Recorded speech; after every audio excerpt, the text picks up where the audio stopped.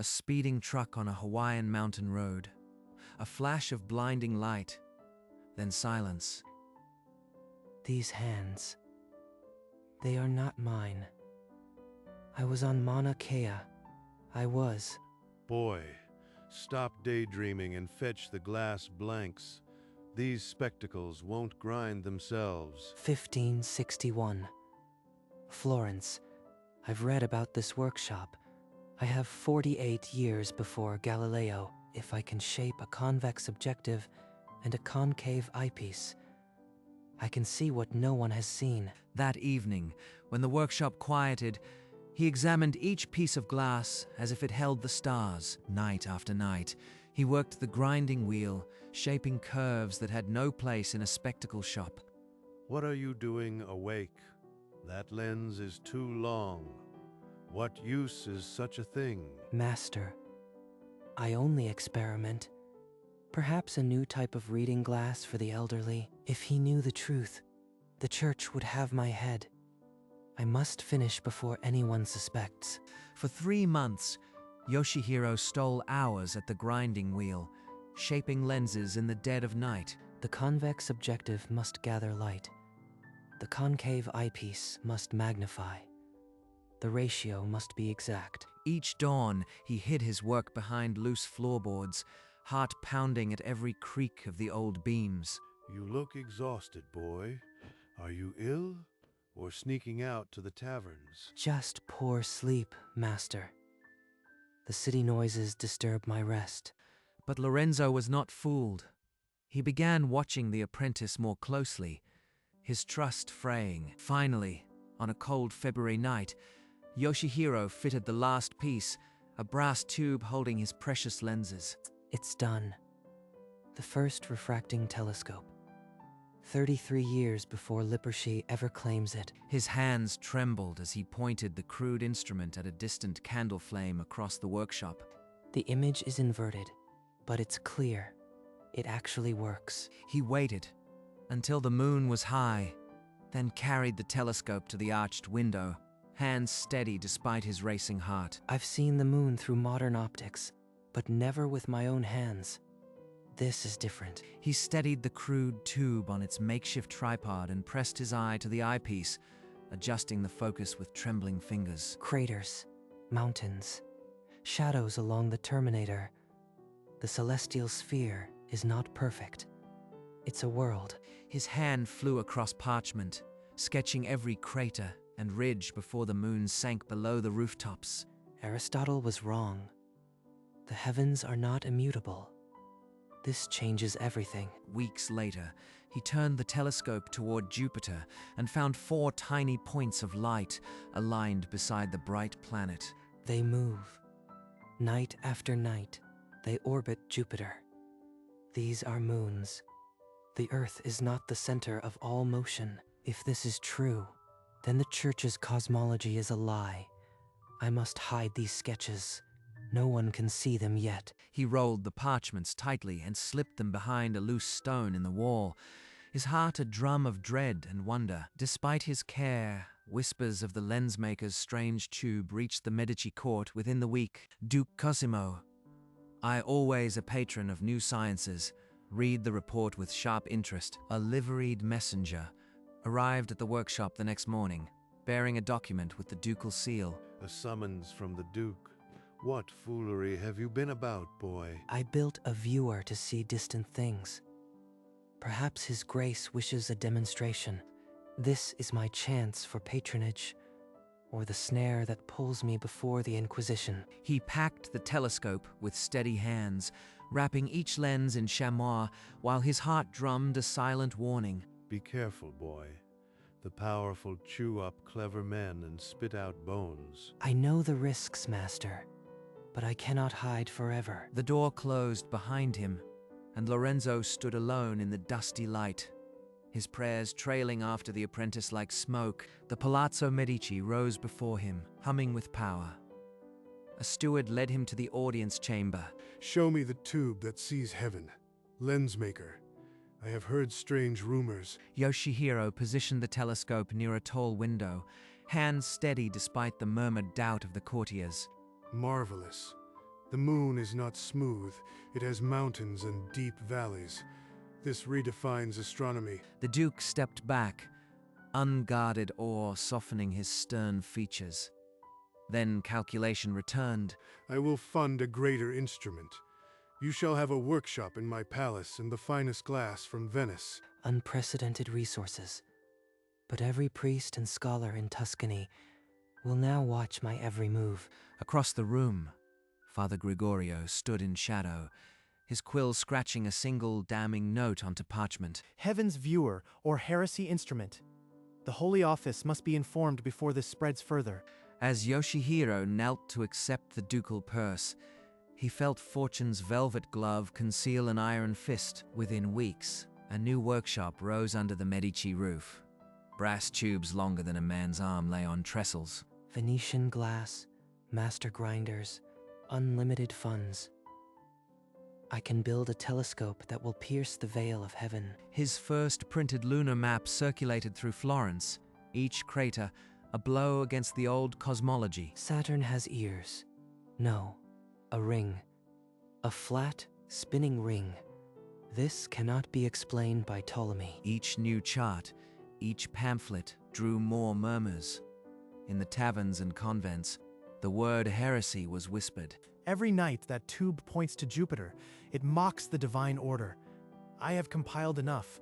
Rome must act. His letter to the Holy Office detailed every observation, every sketch, every slight against Aristotle and the Holy See. Let the inquisitors in Rome see what I have seen. The lensmaker will answer for his arrogance. I can feel the walls closing. Every shadow seems to wear a cassock, but the truth must be recorded. As the messenger carrying Gregorio's letter rode south, Yoshihiro worked on, not knowing that Rome's eyes had already opened. A sealed document with the Holy Office's crest arrived at the workshop, delivered by a stone-faced cleric. The Inquisition, after all these years of honest craft. Boy, what have you brought upon us? You will answer my questions now. Who taught you to craft this tube that claims to see the heavens? I taught myself, Father, by studying lenses and geometry.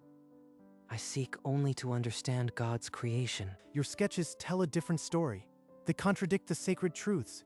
This investigation is far from over. After Gregorio left, Yoshihiro pried up the floorboard where his most dangerous notes were hidden. He knows my hiding places. I must scatter the evidence, the heliocentric diagram, the Jupiter notes, or burn them. He could not bring himself to destroy the truth, so he hid the pages in separate locations across Florence. If they imprison me, the truth dies. I must continue observing, but in utter secrecy. No more printed maps. That night he ground a new lens by candlelight, knowing that every whisper in the street might now be a spy. A month after Gregorio's investigation began, Cardinal Borromeo's carriage rolled through Florence's gates, bearing the banner of the Holy Office. A herald arrived at the workshop with a terse message. The cardinal would inspect the instruments that evening. He comes here, not to a tribunal, mercy, or an ambush with silk gloves. He swept the floor, hid his heliocentric diagrams behind the altar stone of a nearby chapel, and polished the lenses. As dusk fell, a red-robed figure filled the doorway, flanked by two silent clerics. You are the one who sees craters on the moon and stars around Jupiter. Show me this viewer of heavens. Yoshihiro led him to the eyepiece, steadying his voice, though his heart hammered against his ribs. Before I look, tell me, do you claim the Earth moves, or does your tube merely reveal new lights? A single wrong word and I burn. He is testing the distance between my lens and my soul. Yoshihiro chose his words like a surgeon. I record what the tube shows. Interpretation belongs to Mother Church. The workshop held its breath. Borromeo nodded slowly and bent to the eyepiece, his red beretta brushing the brass tube. For a long moment, the cardinal did not move. His hands, resting on the tripod, were perfectly still. When he finally straightened, his face was unreadable. The silence had swallowed all sound. These moons, You have recorded their positions, night after night? Yes, Your Eminence. I have detailed charts from the first night I saw them. I require copies of all of them. Every chart, every sketch, for my personal use. Personal use. Not evidence for a trial. This is not the Inquisition's way. His hands moved automatically, rolling the precious charts and handing them over. The Duke's favor is a shield, but no shield is impenetrable. Remember that well. The door closed. Yoshihiro stood alone, the scent of incense and old paper, the only proof the Cardinal had been there. Weeks dissolved into the quiet terror of waiting. Then, one moonless night, a fist hammered on the workshop door. The parchment bore no sender's crest, only a wax seal he recognized, the crossed keys of St. Peter. The Pope himself.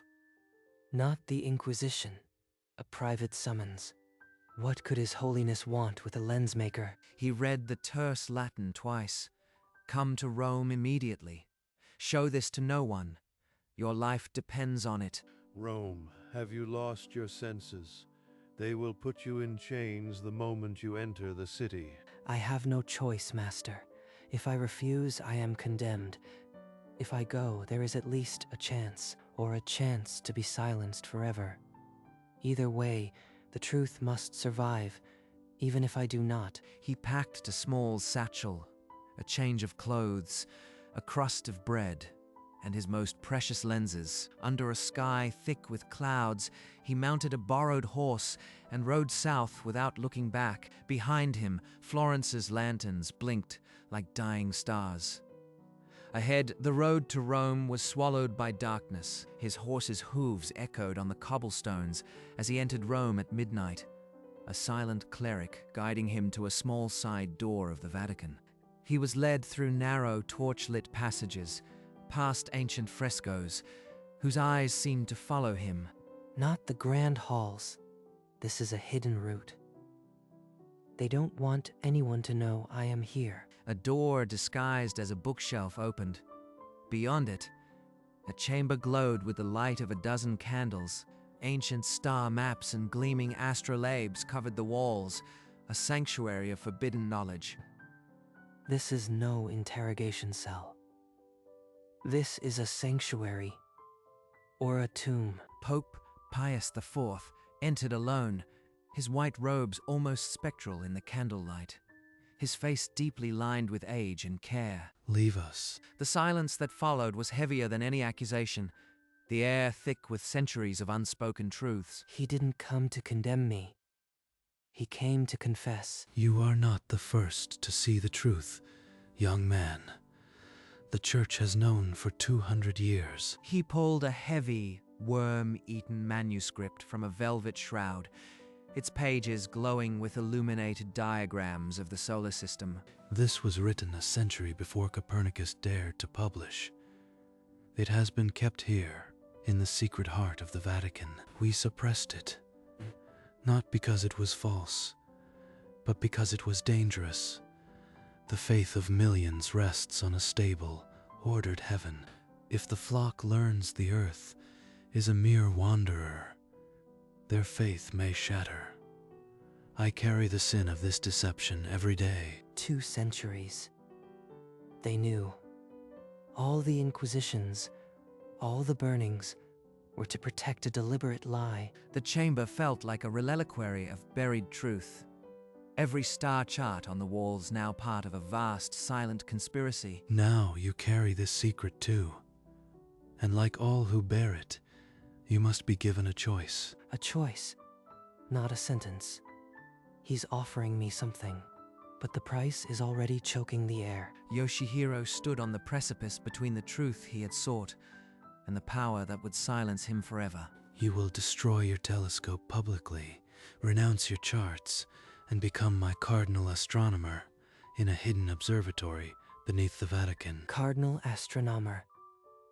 A gilded cage, but I would see more than any man alive. Refuse, and you will be excommunicated and silenced forever. Your name will be struck from every record. If I accept, I become the guardian of secrets. If I refuse, the truth dies with me. He is offering me the chance to continue my work. But at what cost to my soul? I will give you until sunrise. Choose carefully, for this decision binds not only you, but the future of all knowledge. The words hung in the air like a shroud, suffocating and absolute. Your Holiness, I need the night. This is not a choice I can make in a heartbeat. The Pope nodded once, a slow, sad gesture, and gestured toward a small side door.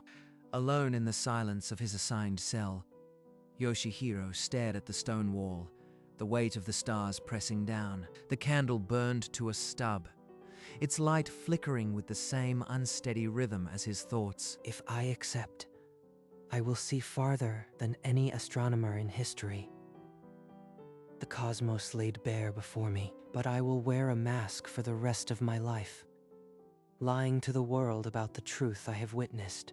When the first grey light seeped through the barred window, he had made his choice. He was led back to the hidden chamber, where the Pope waited, unchanged in his white robes. Your Holiness, I accept. I will become your cardinal astronomer and guard the secrets of the stars. You choose wisely. In secret, you will build the largest observatory in Christendom beneath these very halls. The largest observatory. But no one will ever know my name. I am trading my legacy for the stars themselves. First, you must return to Florence and break your instrument before the Inquisitor's eyes. Only then will your new life begin. The die was cast. Yoshihiro rose, his old self already a ghost, and walked toward the door that would lead him back to destruction. In Rome, under the seal of silence, Yoshihiro knelt as the Pope conferred the scarlet robes of a cardinal. 2 weeks later, he stood in the Piazza della Signoria, his telescope cradled like a condemned child. I was wrong. This instrument is pride, not faith. I renounce it. The crowd murmured. Gregorio's smile was thin and victorious. I break you now, so I may rebuild you in secret, far from these blind eyes. He raised the telescope above his head and brought it down onto the flagstones with all his strength. Brass twisted, lenses shattered. 1,000 nights of observation reduced to gleaming wreckage. Thus perishes false knowledge. The Church protects her flock. Tonight, I will begin building a greater instrument beneath the Vatican itself. He walked away from the square, leaving the ruins behind, while Gregorio's laughter echoed off the ancient stone. Beneath the Vatican gardens, a hidden excavation began. Disguised as a renovation of the old papal cellars, masons and laborers worked under oath of silence, carving a cavern beneath the church's holiest ground. Every stone removed, every arch raised, brings me closer to the sky, while burying me deeper underground. Within a year, a great dome of brick and mortar rose, pierced by a shaft that climbed toward the surface. He installed the new telescope, a massive brass tube longer than a carriage, its lenses the finest ever ground. This instrument will split starlight itself. No one above will ever know it exists. The hidden observatory was finished, lined with charts and astrolabes, waiting only for nightfall. I traded one prison for another, but this prison has a window to the infinite. As the sun set outside, he stood alone in the chill underground, his hand resting on the cold metal. Tomorrow, I begin the true work. Years bled into decades beneath the Vatican.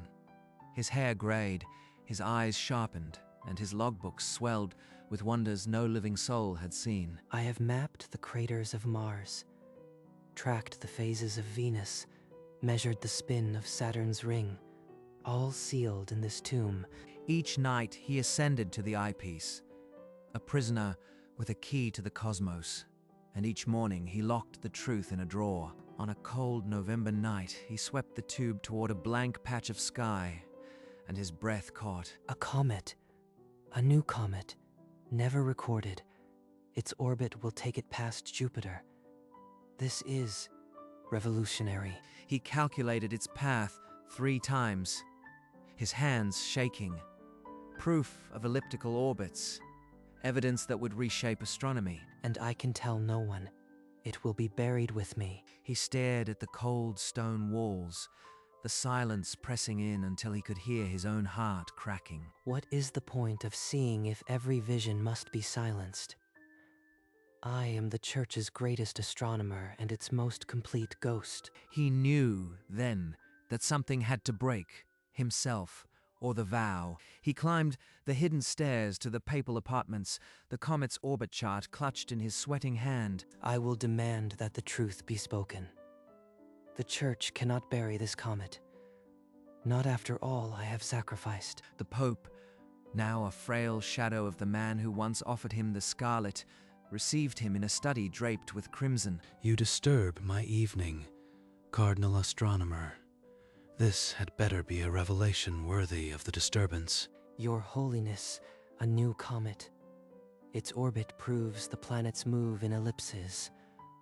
I must publish this. It will illuminate God's design. You swore an oath. The stability of Mother Church outweighs any single star.